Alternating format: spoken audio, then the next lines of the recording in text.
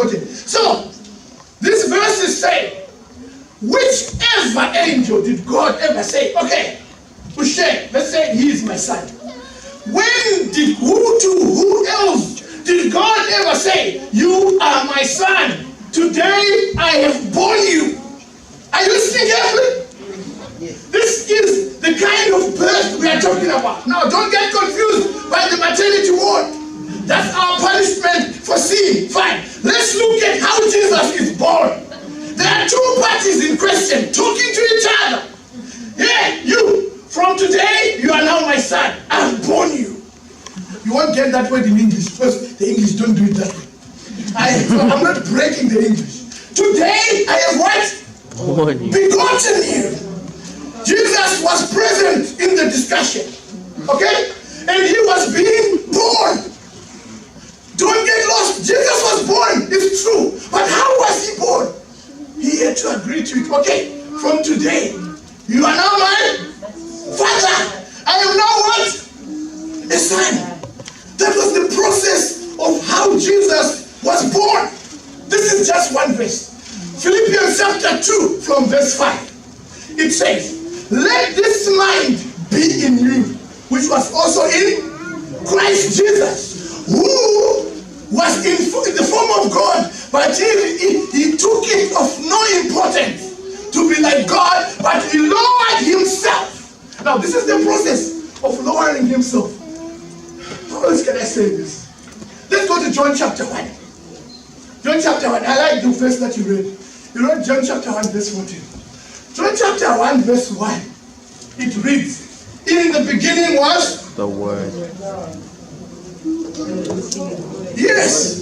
The Word. In the beginning was the Word. This is still to share the Son. In the beginning was the Word.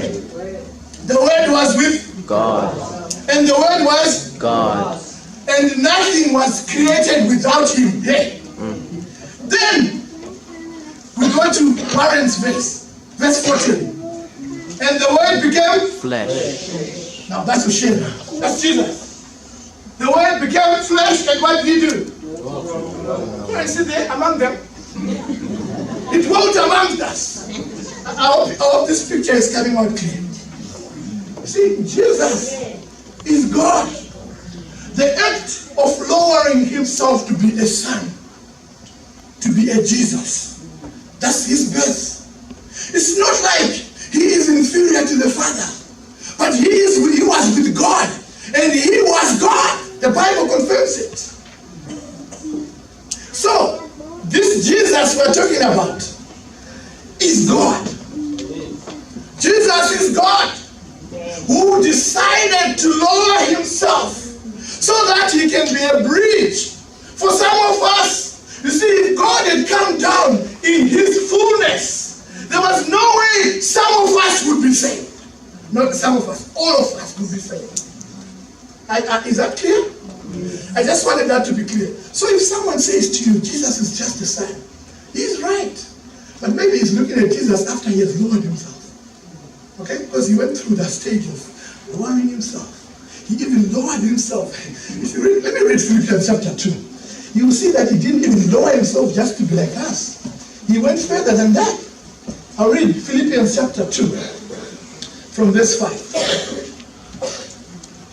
It says, let this mind be in you, which was also in Christ Jesus, who being in the form of God, did not consider it robbery to be equal with God, but made himself of no reputation, taking the form of a bond servant, and coming in the likeness of men. That's what John 1 was saying, the Word became flesh. In the likeness of men. Verse 8. And being found in appearance as a man, he humbled himself and became obedient to the point of death. I'll leave it there for now. So, Jesus, every country, every nation has got its own heroes. There are heroes in almost every nation. Here in New Zealand, there are people who sacrifice their lives for us to live this comfortably. There are people, I know of Anzac, I don't know what it is, but it's in remembrance of people who sacrificed their lives for our peace and tranquility. Go to any nation where I come from. We've got heroes that died for our peace. Go to any country. There are people who died for other people. It's okay. But Jesus, these people are very important to me. They did a good thing. But Jesus is in a different class. What I'm trying to say to you is, Jesus is not like any other hero because he is God. You see, if you refuse that Jesus is God, then you are refusing forgiveness. Because only God can atone for our sins. Only God. Are you with me? The devil wants people not to respect that Jesus is God, so that they won't take him, because he is the only way. Okay, let's go to night school. Maybe let's go to night school. So Jesus, the one who was born, he is God. He became the Son. Then when he became the Son, he was born by Mary, and he came on this earth. Let's go to John 3. I have 10 minutes. 10 minutes. John 3. John 3. John 3 is a famous verse. The famous verse is John 3, verse 16. And if I ask you to parrot that one, everyone will know it. Let's talk John 3, verse 14. What does it say? It says, I'll read it. Remember, this story is Nicodemus. He comes to see Jesus by night. He's genuinely seeking for the truth. And Jesus takes time to explain to him, unless you are born of water. And he talks about baptism first. Then verse 16 is, for God so loved the world. That's the famous one. But between all this, there's a point that is said in verse 14, which people usually just rush over. But it's verse 14. It says, and as Moses lifted up the serpent in the wilderness, even so must the Son of Man be. How do you like that verse? I want to talk to you. How do you like that verse? I'm just asking you side. How do you like that verse? Did you hear it? Is anyone opening it? Maybe. I don't want anything from me to disturb you to understand this verse. Does anyone want to read it from there? John 3, verse 14. And as Moses lifted up the serpent in the wilderness, even so must the Son be lifted up. Right. Is that clear? Yeah. Right. I'm going to ask you a simple question. What was lifted up in the desert? Serpent. Serpent or snake, it's the same thing.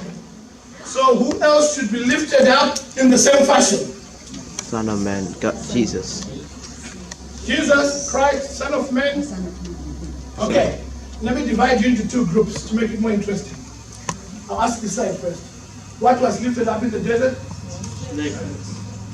What does this snake represent? Oh, okay, you want to change the verse? Let's go back to the verse. Let's read the verse before we change it. Okay. Or maybe let's try this way. What was lifted up in the desert? What must also be lifted up in the same way? I'm getting two answers. Okay, let's get it this way. Who thinks the snake represents Christ in this verse? Put your hand up. Do you have a church body here? No, I'm going to ask the pastor not to participate in this one. Who thinks the snake represents Christ? Okay? Who thinks that the snake cannot represent Christ? Oh, do you want us to go to Revelation chapter 12? Who wants to go to Revelation chapter 12? Okay, let's go back. I'm not trying to confuse you. I'll ask again. Are we... Oh, more time. Okay, I'm being told. I'm playing too much on this. Okay, let's get to the point. I see why there is a bit of a confusion. Because there is a mystery in this verse. Okay? There is a mystery here.